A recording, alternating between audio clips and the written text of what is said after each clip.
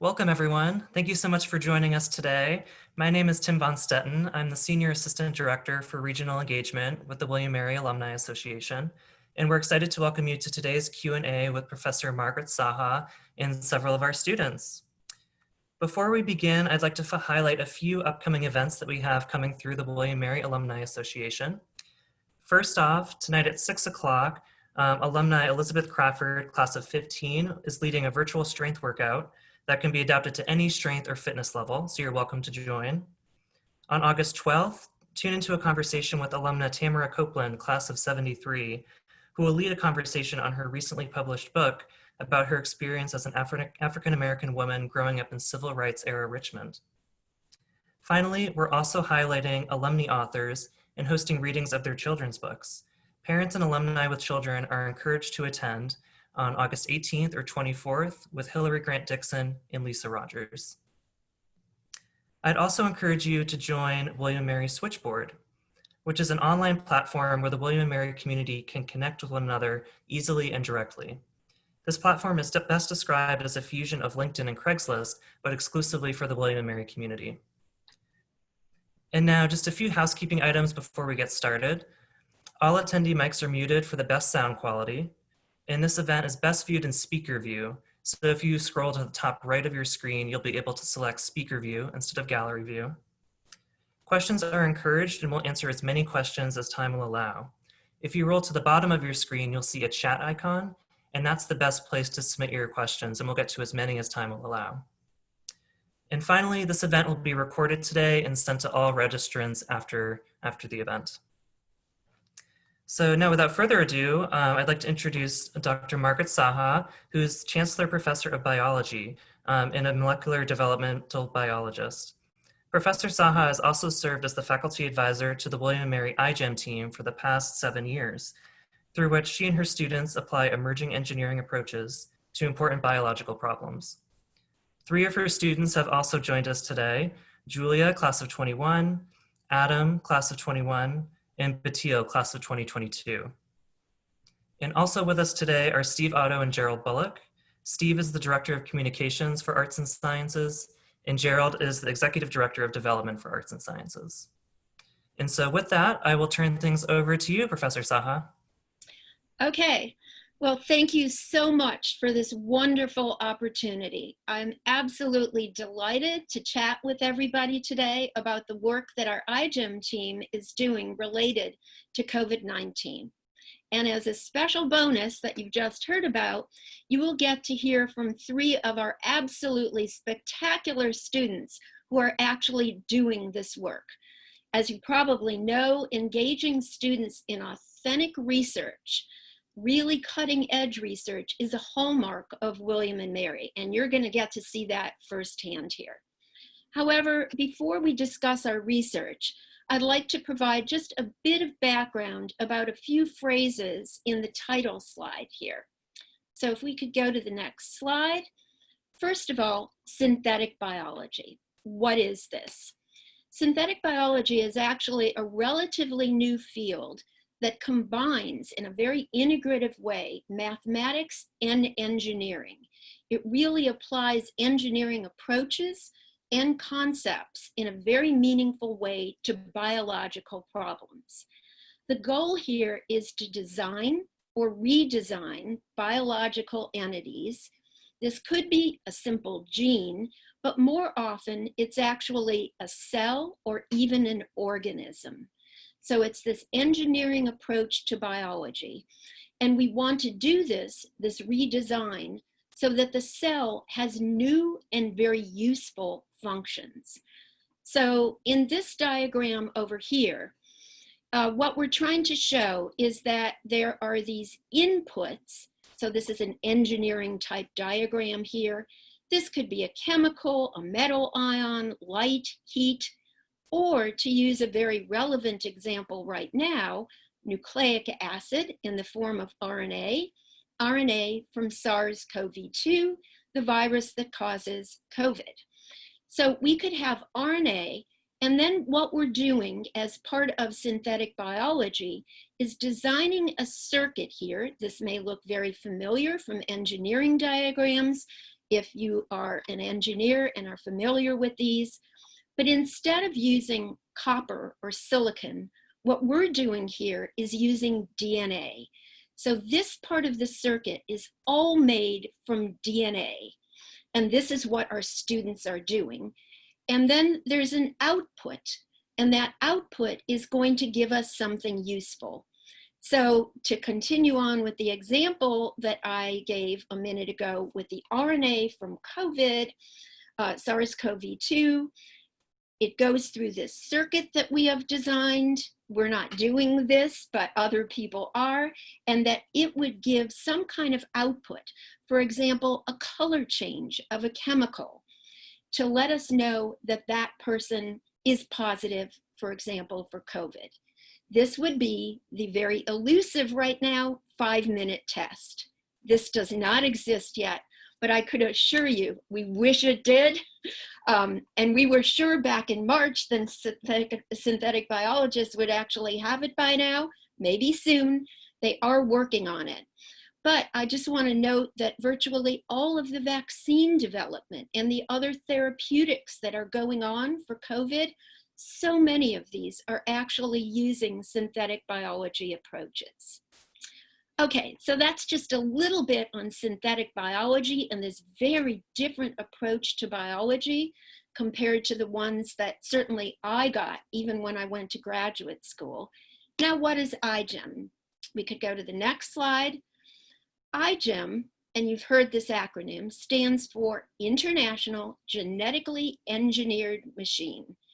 So it is the largest synthetic biology organization in the world.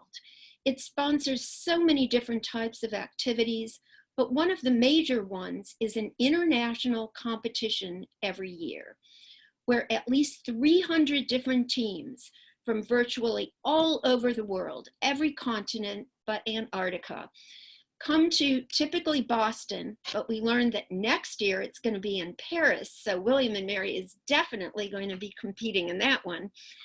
They come together and they present a project that the students actually chose by themselves and designed and carried through. William and Mary has done exceedingly well in this competition. So I have a slide here showing, this is Kellen Monette from a couple years ago. This year, back in 2017, we actually came in second worldwide. A few years back, we actually came in first. No team in the entire United States has ever done this, been in the top 3. So we were very pleased with our role in iGEM and our performance here. And these students, this is Callan, and this is our team here, William and Mary team from a few years back, speak in front of 3,000 of the leading synthetic biologists in the world. And they've done so well with this. So iGEM is really important to the community of synthetic biologists, to the field. So many of these projects go on to be papers, to get patents, and to really contribute to the betterment of humanity. Okay, next slide. What do we do? So iGEM addresses real world problems. They're not something that generally addresses a problem that doesn't have a use right now. We really try to solve these real world problems. I'll just note that I showed this slide in a talk a year ago, and I wish I had the ability to predict the future. We're going to come back to this in our current iGEM project, but just note that we did put emerging pathogens on this slide as real world problems. If only I had the knowledge and the ability to predict that, I should have put that COVID right on the emerging pathogen slide, but I didn't. Nobody did in the world, unfortunately. Though there were a few voices crying out in the wilderness that this is coming, this is coming. So what we did, next slide, is get together our team. This is a picture Obviously a Zoom picture of our team this year, our wonderful undergraduates. We got our team together in very early January. We all started, and we were all in person then, we started getting together on a weekly basis, discussing projects. We had all these wonderful ideas about sustainability projects, energy projects, disease projects. And then, next slide, came COVID. By late February, early March, it was all we could think about. By early March, it became very clear that COVID was going to be something that was going to be a pandemic. It affected the world. It affected everyone globally. And it affected William and Mary students locally. They were all sent home. The labs, their dear, wonderful labs. You're looking at a bunch of lab rats here who love being in that lab, working on these real world problems. They were sent home. So the question is, what should we do? So many teams around the United States and the world decided, you know, iGEM isn't going to work this year. We'll pick it up again once there's a vaccine. But we are William and Mary. We don't quit. We face the challenge. So all 10 of our students, even though they're in different time zones, we have 2 students in China who are an integral part of our team. We decided we're going to do this, and we're going to actually do a COVID project. Next slide. So it became very clear that this is all we could think about, and we wanted to do something important. So COVID really has emphasized the urgent need for these broad spectrum antiviral therapies that could be used potentially not only against COVID-19, but also new emerging pathogens. Next slide. Thank you, Dr. Saha, for that introduction. So we at William & Mary iGEM are trying to address this need for a broad spectrum antiviral, as Dr. Saha was saying. To address this need, we aim to design a smart nasal probiotic that can secrete polyunsaturated fatty acids. But what does that really mean? I'll break that down for you. First of all, why a nasal probiotic?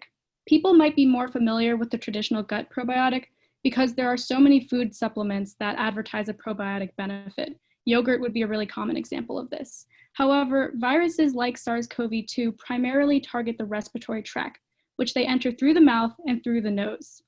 Some researchers even speculate that the nasal surfaces are the dominant site of early infection for pathogens like SARS-CoV-2. For example, researchers observed a gradient in the ACE2 receptor. This is the receptor that allows the SARS-CoV-2 virus to enter human cells. These receptors were expressed most highly in nasal tissue and less in tissue found deeper within the respiratory tract, like bronchial tissue. Similarly, most viruses were found within nasal epithelial cells compared to cells found deeper within the respiratory tract.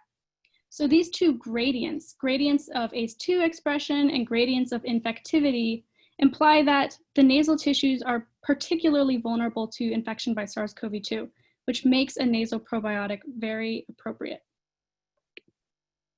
So now that I've discussed why a nasal probiotic, how will we accomplish this, and what bacterial species will we use?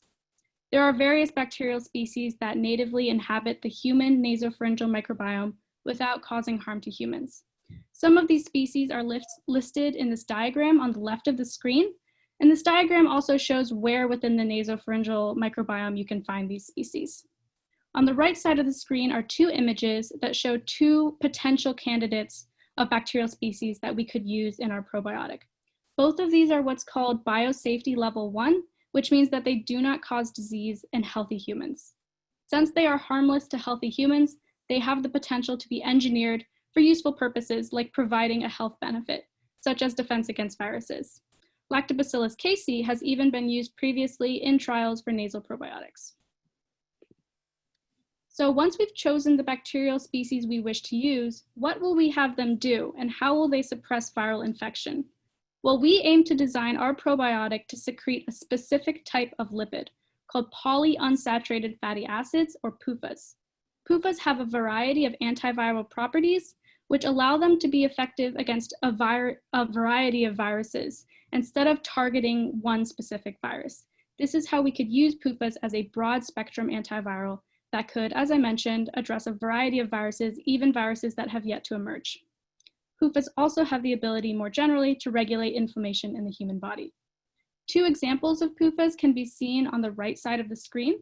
On top, we have arachidonic acid, or AA, and on the bottom, we have docosahexaenoic acid, or DHA.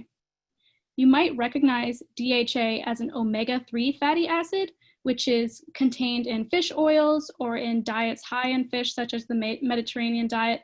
And these omega-3 PUFAs are associated with a range of health benefits, including help with heart problems and even help with depression. So how exactly do PUFAs suppress viral infection? That seems to depend on the type of virus that you're trying to suppress.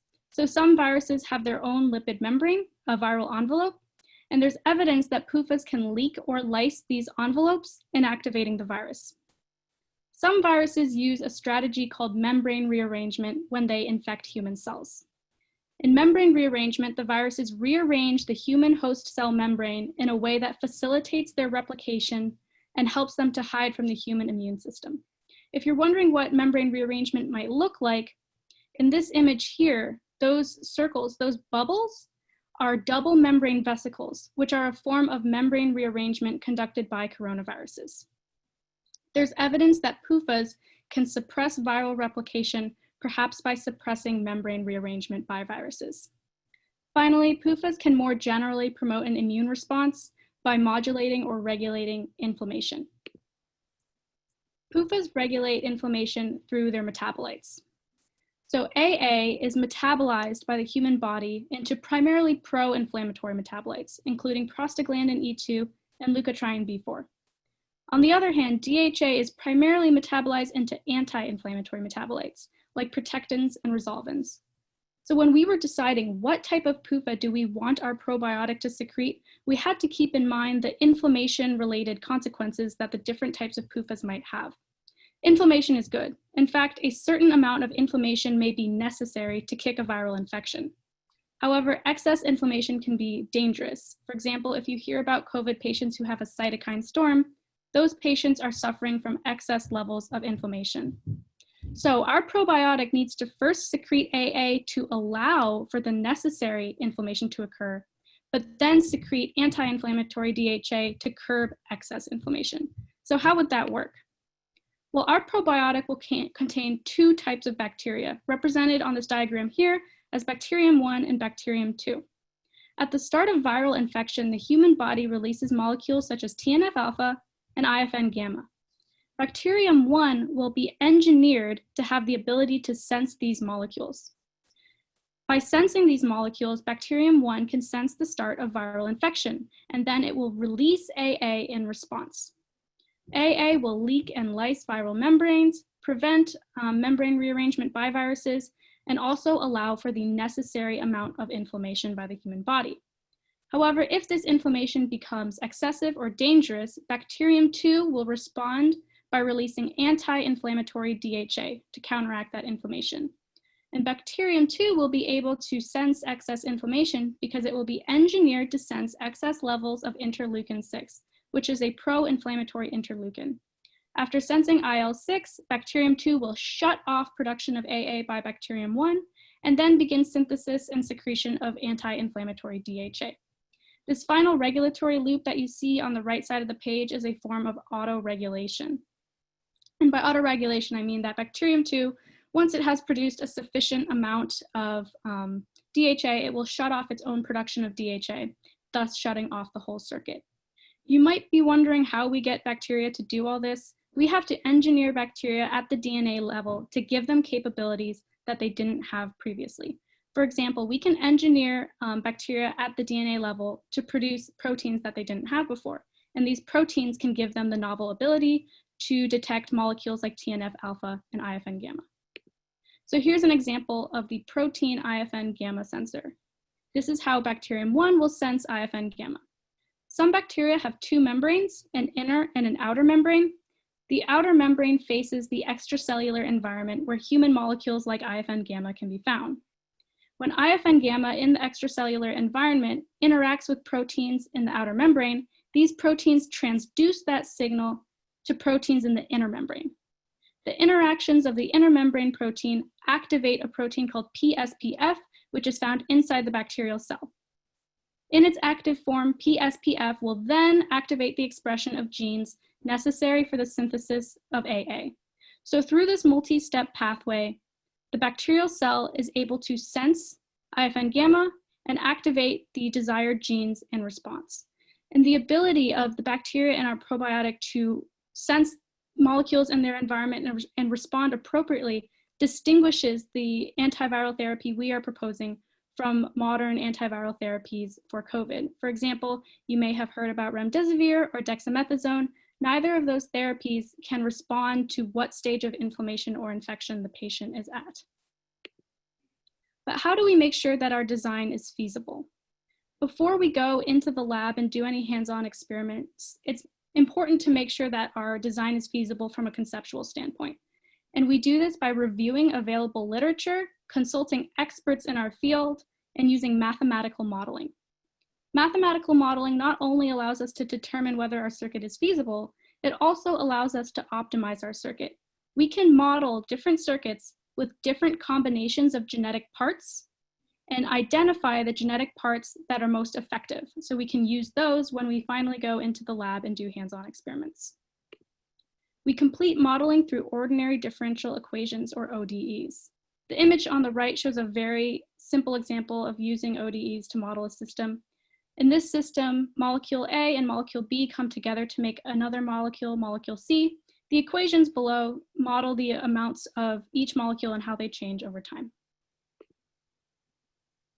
We are developing tools to help prevent another pandemic. How are we doing this? We are doing this by creating tools that can help us predict viral recombination. Viral recombination can actually lead to events such as species crossover, where viruses from one species jump to another species, and this leads to the creation of a new virus, which is actually what is thought to have happened to originate SARS-CoV-2. But what is viral recombination? Viral recombination occurs when two different viruses infect the same cell and they exchange their genetic information, resulting in the creation of a new recombinant virus. So for example, the natural host of SARS-CoV-2 is likely to have been a bat. The intermediate host is still unknown, but it's likely that a coronavirus from the natural host and a coronavirus from the intermediate host infected a single host, and this resulted in the creation of SARS-CoV-2. We want to be able to predict these kinds of events in coronaviruses. Specifically, we're looking at recombination breakpoints. So when a recombination event takes place, what happens is that a new recombinant virus is created. And the genome of this virus has sequences from two different viruses known as the major parent and the minor parent. And the boundaries of these recombinant regions are known as breakpoints. So we want to be able to identify these breakpoints in coronavirus genomes. Our project has three main steps. 1, identifying recombination breakpoints. 2, characterizing recombination. And 3, developing a predictive computer program. The first step is to identify these recombination breakpoints. So what we're going to do first is we take these coronavirus genomes and we put them into an alignment program. This program is able to find similar sequences within these genomes and line them up so that they're easier for other programs to analyze. So on your left, you can see parts of these genomes before alignment, and on the right, you can see after alignment. So after we align these genomes, we're going to take them and put them into a program called Recombination Detection Program, or RDP. This program is able to analyze 3 genomes at a time, and it can identify whether or not a recombination event has occurred. And if it identifies that an event has occurred, then it will identify the exact location of the breakpoints, and it will define a major parent, highlighted in green, a minor parent, highlighted in blue, and a recombinant, highlighted in red. The second step of our project is to characterize these breakpoint regions. So What we mean by this is we're looking at the sequences around these breakpoints and looking for certain patterns within these sequences, or certain secondary structures, such as RNA loops, as the one that's shown here, because these could actually be used as indicators of future recombination. The third step is to develop a predictive program. So for our final step, we want to take the data that we've gathered about certain patterns and characteristics in these breakpoint regions, such as the ones shown in the boxes here, and use them to create a predictive program for future recombination events. So in addition to our research and modeling, outreach is another vital component of William & Mary iGEM. And outreach can take many forms. So for example, on the image in the right, you can see us with a high school visit before the pandemic, of course. And so we're really interested in bringing science education and scientific literacy to the public. And as I said, that takes many forms. So whether that be reaching out to local high school students and teachers, helping a science camp for middle schoolers, or helping first-generation college students, we want to make sure that we can bring the public into the fold of the scientific process. And in the times of COVID-19, this is taking a couple extra forms. So one form is educational videos that we intend to share with high school students to help teach them about biology and synthetic biology. And our second video series is modeling for the masses. So what is modeling for the masses? Well, it can be summarized in these two images. On the left, you see a model predicting 2.2 million deaths in the United States, whereas there's another model on the right predicting that only 84,000 cases will occur outside of China. So obviously, something doesn't seem quite right. How can these two models have such different predictions? And I'm sure we've all seen these sorts of models in the news. It seems like literally every day there's a new model with some wildly different prediction. So what's going on? Moreover, even today, there is such variability in the predictions. So this is an aggregate model from the CDC, updated July 31st. As you can see on the right, there's many colored lines. Each of those represents a different model. And as you can see, there's such a wide variability in the predicted number of weekly deaths. So while models are important, they're also really confusing. It leaves us wondering, how do these models work and why do the predictions change so much? So in order to address this, in our video series, we have a couple goals. The first goal is we want to be able to explain something like this to the world. So right now, I'm sure this looks like a giant alphabet soup, just a bunch of letters in mathematics. But don't worry, it is completely explainable and completely understandable. So what you just saw was known as a compartmental model. And really what it is, it's just boiling down a disease to its most simplistic levels in a population. And so the classic example is the SIR model. S stands for susceptible, I stands for infectious, and R stands for recovered. And these are different categories of the population. So susceptible people are people who can catch the disease, who have not yet caught it. At some rate, those people will catch the disease and become infectious. Infectious people, of course, can then spread the disease back to susceptible people. After some amount of time, those infectious people will either recover from the disease or die. In either case, they can no longer spread the disease, and so they cannot spread it and they cannot catch it again. Advanced compartmental models have more categories, i.e. exposed to the disease, dead, they account for different severities of infection, and other parameters. So if we go back to the alphabet soup we saw earlier, that really complex model, we want to be able to explain to people in our videos that you can completely understand these terms. So the S, I, and R, you might recognize them earlier, the susceptible, infected, and recovered. The E term just stands for exposed, and it's just a measure of the total population. D is a public perception of disease risk, and C is just a measure for the cumulative cases. While the parameters on the right look complicated, essentially they can be understood, and we'll break that down even more in our videos. So our second goal, why do the predictions change so much? Well, models rely on assumptions that are frequently modified, whether that be because initial data sets are small and error prone, or even simply that our understanding of the disease changes, how public behavior changes, and also how policies change. All these have such wide variability on the model. So for example, let's just consider a case of one single prediction changing. For example, let's assume that you can either 95% of the population will wear masks, or that the pandemic will continue as normal. We want to use examples like these to show how just changing a single parameter can result in considerably different estimation for the number of daily deaths. So as you see, this is the iGEM model. The green line estimates approximately 95% mask usage, and the purple line just is modeling the epidemic as the modelers expect to continue. Just changing that parameter of people wearing masks can have such a huge variability. So imagine all the parameters that must be accounted for in a model. That's why there's such wide variability. And we want to explain this and more in our examples. So to really sum up what our end product is, we want to give more examples, just more information. We want it to be really useful to help promote scientific literacy in the general population. And we want everyone to feel involved. In order to do so, we'll go in greater depth, but most importantly, we want it to remain accessible. We truly want this to be a tool for the public to feel like they can have some input and just some ability to interact with these models that really are guiding our lives, guiding population, and probably guiding the entire world at this point. So thank you all for coming. If you have any questions, please feel free to give them in chat. All right, thank you very much. That was most informative, and I learned a lot as a history major. So one thing I thought of right off the bat, you have almost 3 months to go before the competition at the end of October. What do you have planned these last months to finish things up, and what are some of your goals these last days before the competition hits? So much mathematical modeling to do for the design that we presented. So modeling that requires finding parameters, as Adam mentioned, and then we would have to do those ordinary differential equations. So a lot of modeling still left to do.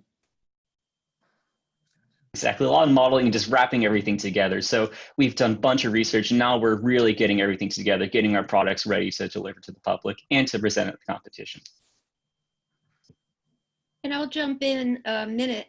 So Yes. when we were talking about the Recombination predictive program, so we still have shall I say, a little bit of work to do on that one to actually get the predictions to work. And as we're finding out all of the different parameters that have to go into that program, we're actually discovering things that are not quite right with the published data. So hopefully we're going to be able to write a review paper on this and get some publications out of this as well. And in addition, we would like to apply that program to a lot of the data that's being collected now from sewage treatment plants, where they're assaying for novel viruses. So we're seeing our project as dovetailing with the increasing surveillance for these novel viral particles that are being looked for in these different ways of assaying. Particularly, and I know it's lunchtime now, I shouldn't be talking about sewage, but they're finding a lot of early warnings of various infectious diseases, including COVID-19, from assaying in sewage treatment plants. So we want our work to dovetail with all this data coming in. So lots of really cool, interesting stuff for our students to work on over the next 3 months. And beyond. They don't quit. Absolutely. They keep going, even after iGEM is done. We come back from the conference or come back virtually. You know, in previous years, we came back and the next day they walk into the lab. All right, let's continue this. What's next? You know, right. So Julia, Adam, and Batil, you both, all three of you, were part of the iGEM team 2019, and now this group. Tell us how you got involved and how undergraduate research has really been a big part of your experience at William & Mary so far.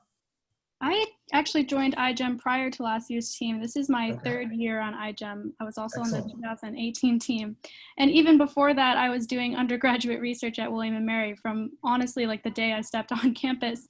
I was in Dr. Saha's honors freshman biology lab, which introduced me to the field of synthetic biology. And from there, I was just really interested in undergraduate research in synthetic biology. And the best opportunity to do that at William & Mary is the iGEM team. So I joined iGEM shortly after that.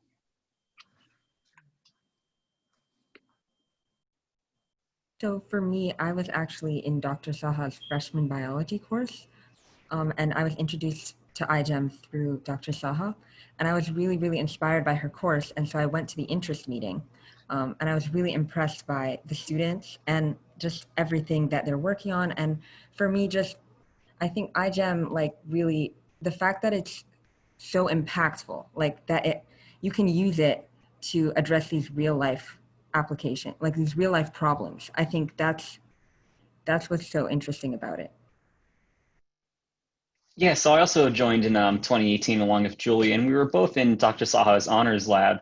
And it was really during that experience, I really realized this is exactly what I want to do. I always knew I liked biology and I liked learning about the molecular mechanisms, but really working in the lab and like being hands-on with all the techniques, manipulating DNA, working with these enzymes, I realized this is what I love to do. Is it's making biology essentially engineering. Like we're not working with machines that we can see visibly. I mean, I guess you can see clear liquid, but not really.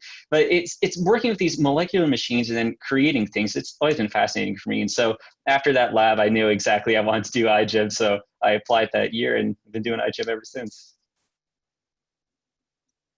There's a really interesting question on the chat here. Could we go to that? Yeah, go right it. Yeah, I'll read it and then let you all take it. Gary asks, I was wondering if the feedback multi-bacteria system is based on a lot of previous publications or is a novel concept. So we started this research season just doing a huge review of available literature. We've read so many papers over this summer. And while I didn't see a system that was exactly like this, I did read a lot about the potentially negative effects of only using an anti-inflammatory molecule.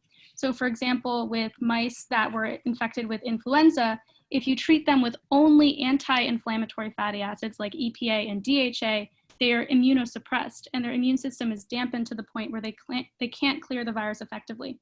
So while these molecules, these fatty acids have antiviral properties, we need to consider the effect they have on inflammation and how inflammation isn't always bad. We need to allow for some inflammation. In addition, there's been some interest in this in iGEM. So a lot of synthetic biology is limited by what you can do in bacteria. And sometimes one bacteria is just not enough. So in 2016, Imperial College London, they did a project called Equilibrium. And they were interested in developing a system where you could use multiple strains of E. coli to do a single task. And that's also sort of what inspired us as well, just going through iGEM projects and realizing that like this has huge advantages to be able to split up the circuitry between these two bugs. So I'm curious. Yeah, sorry. So you've described, all of you, how it sounds like mathematical modeling is the challenge before you at the moment. Does the group plan to go ahead and manufacture the two different entities that you were describing? Julia, I guess you were describing them in your presentation. So we certainly hope that synthetic biologists can manufacture something like this in coming years. Whether it's a realistic goal for us at the moment, not currently. However, we are considering doing what's called a 2-year project, which is a special opportunity that iGEM put together for this year because they understand that teams might not be able to get into the lab this year.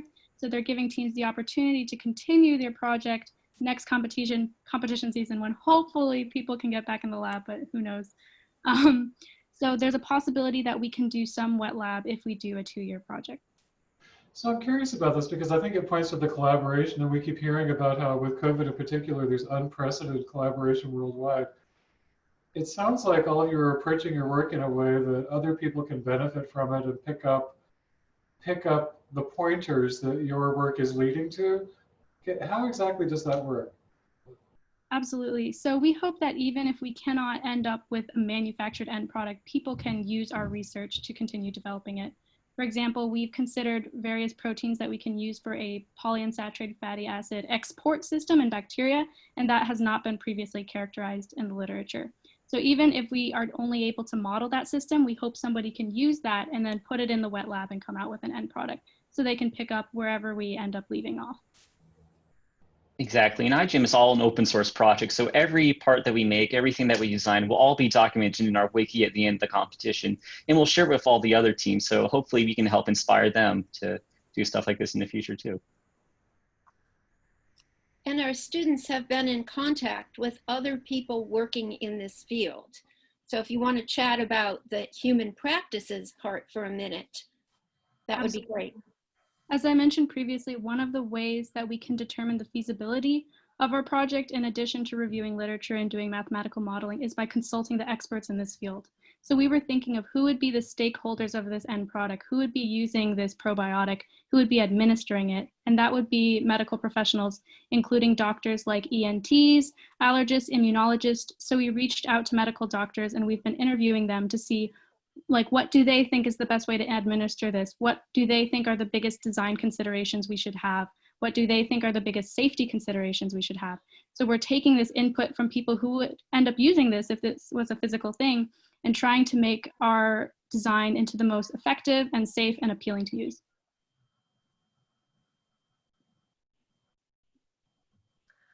Margaret, I have a question or maybe a statement to make internally with William & Mary, with iGEM being so multi-interdisciplinary, from biology, math, chemistry, and engineering, but also university-wide support from the Vice Provost for Research, the Arts and Sciences Dean's Office, Arts and Sciences Annual Fund, the Provost Office, Biology, the Charles Center. You even have your own iGEM fund where donors can make gifts to. This is truly a university-wide effort. Could you tell us more about that and how that came about and more details? Yes. So this has been so wonderful, and it's really just a hallmark of William & Mary, how everybody came together to support this idea of iGEM. So just kind of out of the blue, many years ago, 7 years ago, when we heard about the existence of iGEM from one of our seminar speakers, this was an evening seminar, and two of my students in the lab at that time and I went to this seminar. This woman spoke about, she was a researcher who was the iGEM faculty lead, and she spoke about this, and we all looked at one another and said, why aren't we doing iGEM? This sounds like it's perfect for William & Mary. So we said, okay, we're gonna do it. By the way, both those students are now in PhD programs at Caltech, California Institute of Technology, making these incredibly great discoveries that are being published in the literature. So our students go on to great things. Just had to mention that aside. But then, you know, what do? This costs money. So the first thing I did was write to this kind of blanket letter to the Provost's office, the Dean of Arts and Science office, the Charles Center, begging for money, telling them about our idea. And I expected, like, what do you mean? What are you trying to do? We have no money for this. Instead, it was just the opposite. Everybody said, this is a great idea. Yes, it fits William & Mary. It fits perfectly because we are small enough where we are able to be multidisciplinary very easily. The Integrated Science Center, this beautiful, just heaven to work in. We see each other. So we routinely talk to one another from math, from computer science, applied science, chemistry, geology. So the multidisciplinary aspect was easy to do at William & Mary because it's so natural. We didn't have to invent it. We do that already. The iGEM team is filled with biology majors, CAMS majors, computational and applied statistics, physics majors, computer science, all types of, and biology, neuroscience, so very interdisciplinary. And then the Dean's office and the Charles Center and the Provost's office just love this idea and have been so incredibly supportive and allowing us to talk about what we're doing in venues like this as well. So we're very, very grateful to be able to share our work and for me to share these incredible, spectacular students. I just want to say, as a professor here, I feel like I learn more than I give out knowledge. I mean, working with students, they're my colleagues. Certainly in iGEM, they're my colleagues. And they know more about various aspects of this than I do, which is great. It's a wonderful job. I can't believe I'm paid for doing this. So don't take that too seriously in this climate. But it's just so much fun because I'm learning as much as they're learning. And that's definitely a test testament to this hour that we're together, that the expertise of our students. And maybe another question leading into that, you all, the students and Margaret as well, meet 4 times a week now, and then you have subgroups that meet even more often than that. Tell us how you've been able to pull that off in the world of Zoom and everyone international where they may live. So since you're not in one lab in ISC right now. It's certainly a change, but we've definitely made it work. So we meet over Zoom for our weekly meetings, as you said, 4 times a week. And we also meet over Zoom for the many other meetings we have in addition to those, because we have different subgroups with different focuses, maybe different areas that they're modeling, or maybe different outreach projects that they're working on. So those groups also meet over Zoom throughout the week. And we communicate with each other over email and through our online lab notebook platform called Benchling. Okay. And I'll just chime in a little bit. So clearly I meet with iGEM, and the iGEM students do. And sometimes we meet at 10 in the morning, sometimes at 10 or 11 at night, because we have students in China and we want to make sure that they're included and not all of their meetings are the night meetings. But in addition to that, you hear of so many universities where they basically just shut down undergraduate summer research. I, for example, have, in addition to iGEM, another 11 students that I'm Zooming with over the summer, continuing undergraduate research. And I'm not alone in this. All my colleagues are doing this. William and Mary has been able to switch over their undergraduate research program from the lab to remote, like in a heartbeat. Well, maybe it took a couple weeks or so to do that, but we didn't cancel our summer research program. Our students are writing review papers and analyzing data, but they're still doing research. And I think iGEM is just the perfect example of this, how they adapted, they were resilient to the nth degree, and this project is really turning out to be incredibly interesting. So Margaret, I'd kind of like to follow up on that. William and Mary is a liberal arts undergraduate education, and we say that we prioritize undergraduate research. Clearly, based on today's presentation, they're great examples of how we do that. But we always talk about this from the institutional perspective. And since we have 3 of you here, I wonder if you could maybe tell us how this works for you. What are you experiencing? How does this affect the way you approach your studies, your other classes, your vision of the world? Have at it. Julia? Is the question, how does undergraduate research generally affect our studies, or specific to the COVID situation? Well, I would say generally, yeah. Generally? Feel free to chime in on COVID too. That's probably interesting. Undergraduate research is one of, if not the most fulfilling thing that I've gotten to participate in at William and Mary.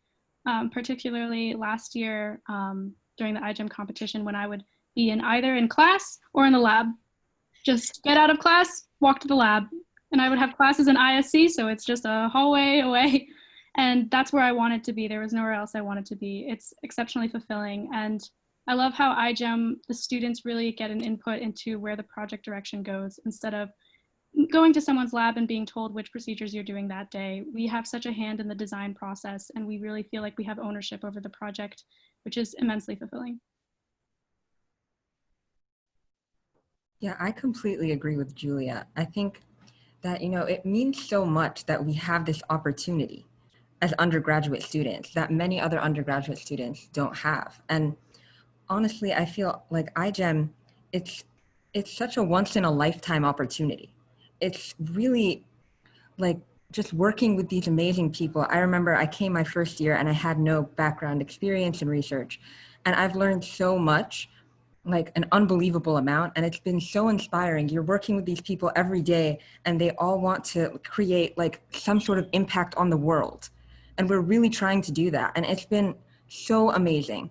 Like, I can't even explain to you how amazing it has been, and everything all together, the team, and like how we work together and how we really push forward every day. It's really inspiring.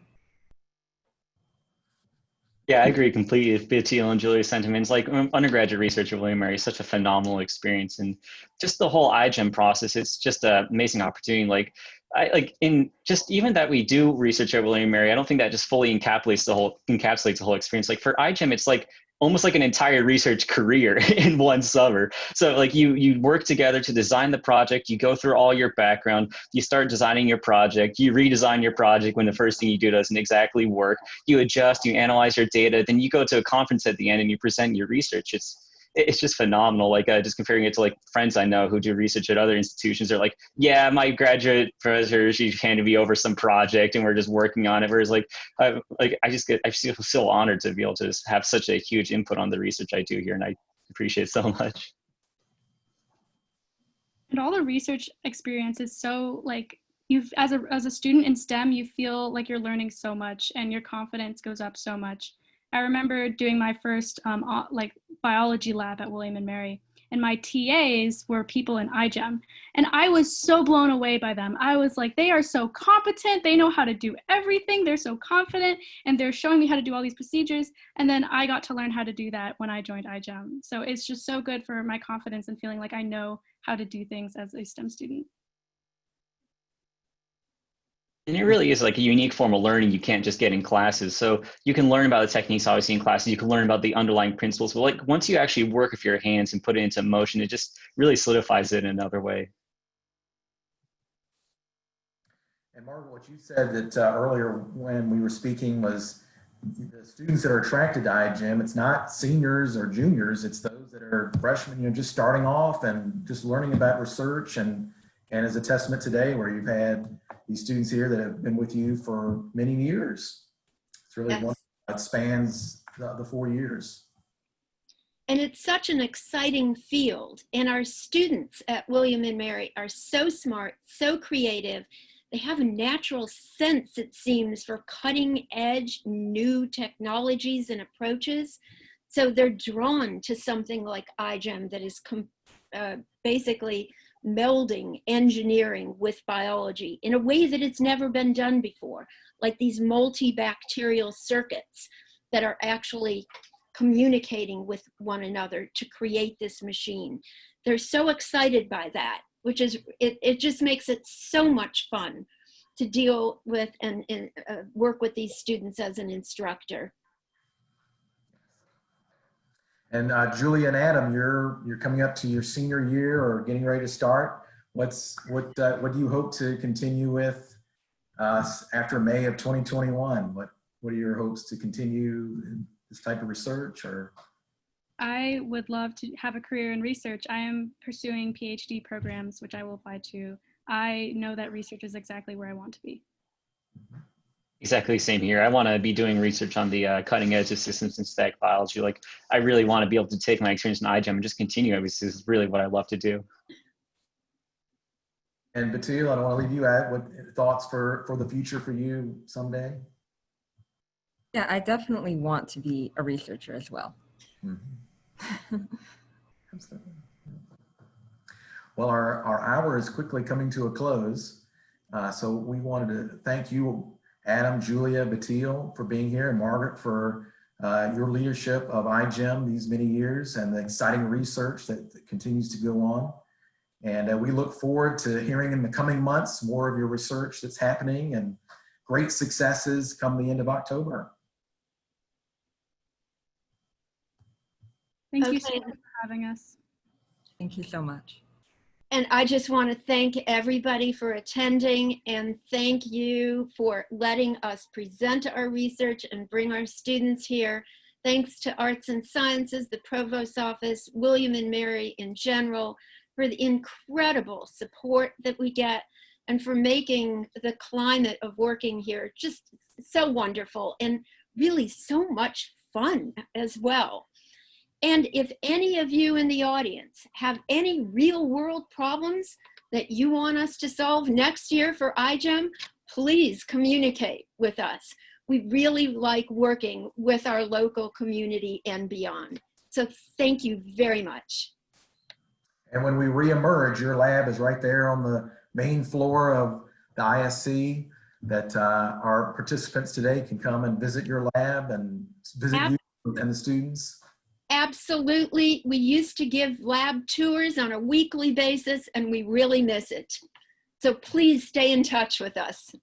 Absolutely. Well, thank you all for coming. Tim, we're going to send it back to you for any last closing announcements before we sign off. Thanks, Gerald. And I'll just echo the thanks again to Professor Saha, to Batil, Adam, and Julia. That was fantastic. Hopefully everyone in the audience enjoyed. Tomorrow you will receive a survey and a follow-up email, so please do complete that. We'd love to hear your feedback and hear about what you'd like to see in the future for William & Mary events. So again, thank you for joining and have a great afternoon. Okay, bye-bye. Bye-bye.